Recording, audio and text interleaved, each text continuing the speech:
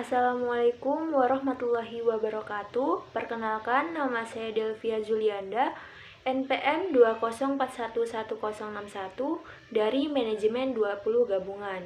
Di sini saya ingin menjelaskan dan memberikan contoh langkah-langkah dalam tahapan awal pada CRM Implementation Develop CRM Strategi. Develop strategi CRM. Strategi CRM adalah rencana tindakan tingkat tinggi yang menyelaraskan orang, proses, dan teknologi untuk mencapai tujuan yang terkait dengan pelanggan. Lalu selanjutnya, ada 7 langkah-langkah untuk mengembangkan strategi CRM. Yang pertama yaitu analisis situasi, yang kedua yaitu memulainya pendidikan CRM, yang ketiga yaitu mengembangkan visi CRM, yang keempat yaitu mengatur prioritas, yang kelima yaitu menetapkan tujuan dan sasaran, yang keenam yaitu mengidentifikasikan orang, dan yang terakhir yaitu mengembangkan kasus bisnis. Ada analisis strategi, di mana analisis strategi ini bertujuan untuk menggambarkan, memahami, dan menilai perusahaan strategi pelanggan saat ini. Analisis strategi membantu untuk memiliki kerangka kerja pengorganisasian untuk memandu analisis Anda.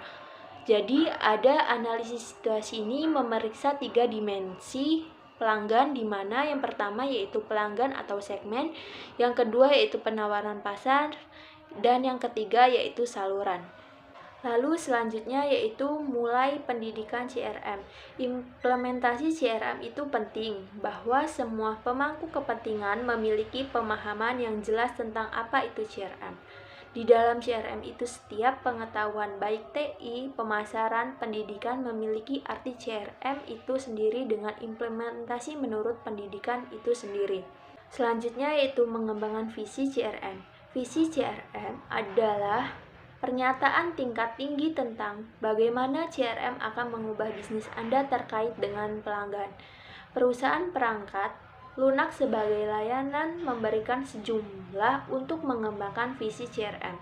Jadi, ada contoh visi CRM di mana kami akan bekerja dengan anggota kami dalam hubungan berbasis kepercayaan untuk memiliki minat mereka dan memenuhi kebutuhan mereka akan nilai tinggi, keamanan, dan ketenangan pikiran dalam berkendara, perjalanan, dan rumah.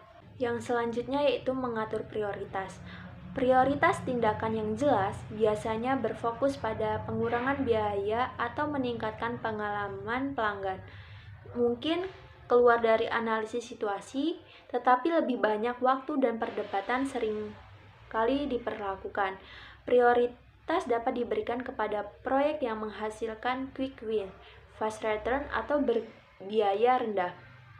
Jadi prioritas jangka panjang ini mungkin terbukti lebih sulit untuk diterapkan. Selanjutnya yaitu menetapkan tujuan dan sasaran, di mana tujuan dan sasaran ini muncul dari proses visioning dan memprioritaskan.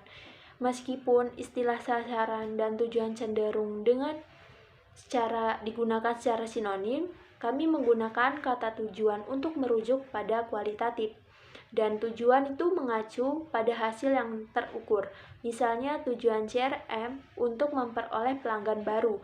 Jadi tujuan CRM tersebut terkait dapat menghasilkan 200 petunjuk tambahan pada kuartal keempat tahun keuangan berikutnya. Selanjutnya yaitu mengidentifikasikan orang. Di tahap ini itu harus memerlukan gambaran umum tentang perubahan yang diperlukan sehingga Anda itu dapat mulai mengidentifikasi biaya dan menyusun kasus bisnis. Jika Anda tujuannya adalah untuk meningkatkan peluang penjualan, silang yang mungkin perlu Anda investasikan dalam melatih staf penjualan untuk mengajukan pertanyaan yang tepat. Merekayasa yang baru, proses manajemen peluang, dan memperoleh otomatisasi tenaga penjual perangkat lunak. Lalu selanjutnya yaitu mengembangkan kasus bisnis. Kasus bisnis ini dibangun di sekitar biaya dan manfaat dari CR implementasi dan menjawab pertanyaan, mengapa sih kita itu harus berinvestasi di proyek CRM ini? Jadi kasus bisnis ini melihat biaya pendapatan. Implementasi CRM dapat menghasilkan pendapatan tambahan dalam jumlah tertentu. Di dalam mengembangkan bisnis itu ada biaya dan pendapatan. Jika pendapatan itu dapat bertambah, dapat dilihat konferensi lebih banyak prospek dari tersangka menjadi prospek menjadi peluang. Yang kedua yaitu lebih banyak cross-selling dan upselling. Yang ketiga yaitu penetapan harga produk yang lebih akurat. Yang keempat, tingkat kepuasan dan retensi pelanggan yang lebih tinggi. Yang kelima yaitu tingkat pengaruh dari mulut ke mulut yang lebih tinggi. Yang keenam yaitu lebih banyak prospek dan penjualan dari kampanye pemasaran. Dan yang terakhir yaitu penjualan tambahan dari proses penjualan yang lebih efektif. Jika biaya, perolehan yang pertama itu perolehan prospek dari kualifikasi yang lebih baik. Yang kedua yaitu biaya akuisisi pelanggan yang lebih rendah.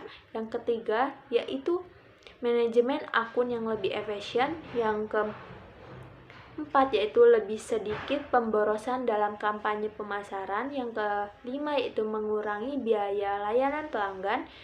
Dan yang terakhir yaitu proses kantor depan yang lebih efisien. Itu saja yang dapat saya sampaikan. Kurang lebihnya saya mohon maaf. Saya akhiri. Wassalamualaikum warahmatullahi wabarakatuh.